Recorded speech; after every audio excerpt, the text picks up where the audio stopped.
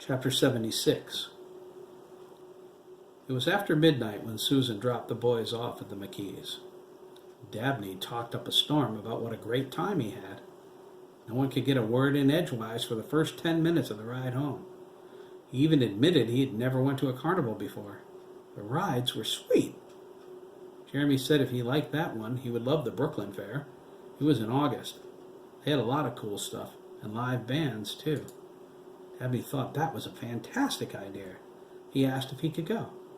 Jeremy said he could go with them anywhere he wanted. Dabney realized it was an open invitation and grinned. He told them he never knew having fun could be so much, fun. He held his werewolf close. He felt it signified his new beginning. This was exactly what it was, too. He knew that without question, just like he knew he had to clear the air with Chris. Dabney was going to do that the moment he saw him.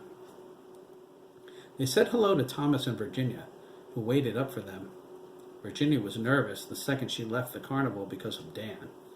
It was a passing thing, and she knew that, but she couldn't help it. Thomas needed to see Dabney Copeland hanging around with his son. It was no secret he intimidated Jerry. The Copeland's lawyer was a friend of his. They played golf together a lot, and he told them so. Thomas also wanted to see Dabney's face. He didn't believe Derek could do the damage Virginia described. Thomas's eyebrows shot up when he saw how wrong he was. Dabney looked terrible. Thomas shook his hand in the front hall. He had a good grip. Chris had to work in the morning, so he was already asleep as expected. Dabney was disappointed. He hoped to talk to Chris tonight. Max got on Chris's computer. Ricardo and Sandy watched as he cruised the world looking for girls to chat with. Virginia allowed Jeremy to bring the PlayStation upstairs so she and Thomas could have the living room to themselves. They were watching James Cameron's Titanic. Derek sat cross-legged on the floor in his underwear, playing House of the Dead Overkill. Dabney went to the shower. The excitement of tonight was so intense, he needed a few minutes to relax. He sat as werewolf in Jeremy's desk chair.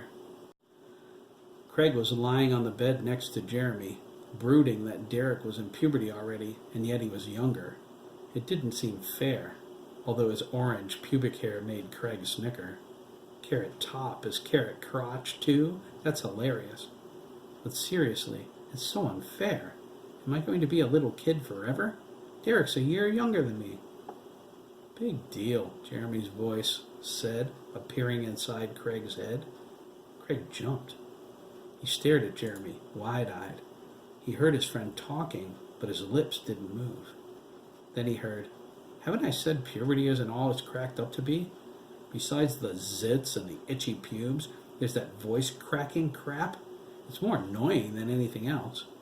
Of course, it might help Craig with that little boy look he's got going on." "Oh, thanks, Jeremy," Craig cried. Jeremy looked at him oddly. His eyes widened. "You heard me?" Derek paused the game and glanced back over his shoulder. He had a puzzled look on his face. Craig and Jeremy looked at each other and then at Derek. "Play the game," they cried. Derek said, "You guys are getting weird." "Let's be careful," Jeremy thought sternly. Craig nodded. "This is too much, Jeremy," he cried. "We have to tell somebody." "Like who, Craig?" Jeremy asked. He cringed. "Smooth move, X-Lax," Craig thought, crossing his arms. "Why not just tell Derek everything?" "Fine," Jeremy exclaimed, leaning over Craig. "Derek, what if I told you Craig and I can hear each other's thoughts?" "I'd say you weren't really wrestling," Derek replied. They groaned. "See?" Jeremy thought. "Nobody's going to think anything different than him." "All right," Craig thought, holding up his hand. "I give. What are we going to do?" Jeremy shrugged. "It's not like I can read your mind. I just hear what you're thinking." Craig nodded. "Same here." "Well, it's obvious something happened to us," Jeremy thought. "We'll just have to figure out what that was." "How are we going to do that?" Craig asked, and covered his mouth. Jeremy rolled his eyes. "I'm tired," Derek yawned, flipping the game and the TV off. "Can we go to bed?" You can go to floor any time you want, Jeremy said. Derek ignored him and slapped Craig on the thigh. Move over, he nodded. Craig slid, pushing Jeremy to the wall. Derek nestled in, despite the protests for more room. He flipped off the lamp on the night table. Jeremy and Craig lay facing each other. They tried to fill themselves with outrage, but laughed instead. Derek was pressed against Craig. His skin felt warm and soft. Jeremy thought that was hilarious. Derek began to sob after a minute, and their hearts sank. Craig pulled him into the middle between them. They said nothing. For Derek, just being close to someone was enough. He fell asleep with his face against Craig's chest as his friends held him. Jeremy said, "Looks like he's your baby tonight."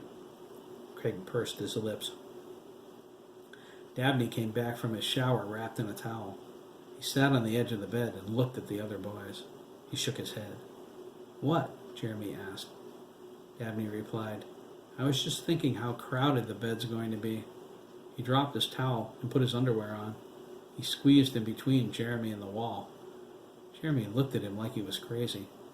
"You don't honestly think I'm sleeping on the floor, do you?" Dabney asked. He rolled over, leaned back against Jeremy, and shut his eyes. "Good thing this is a double bed, huh?" He yawned. He was asleep shortly after, snoring lightly. Now it was Craig's turn to giggle. Dabney's skin was just as warm and soft as Derek's. "Oh, shut up."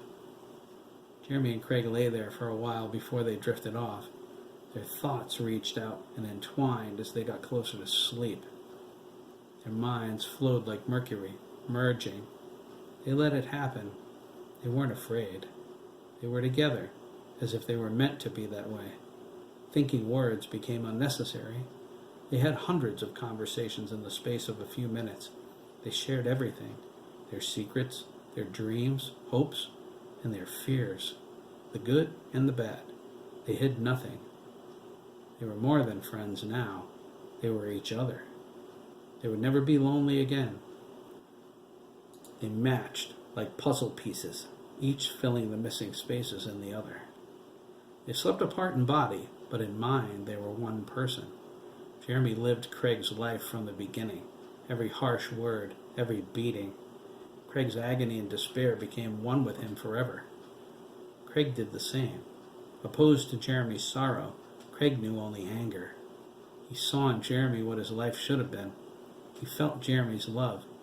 Jeremy felt his in return. They made a pact as they fell asleep. They promised no one would ever hurt them again. No one. Ever.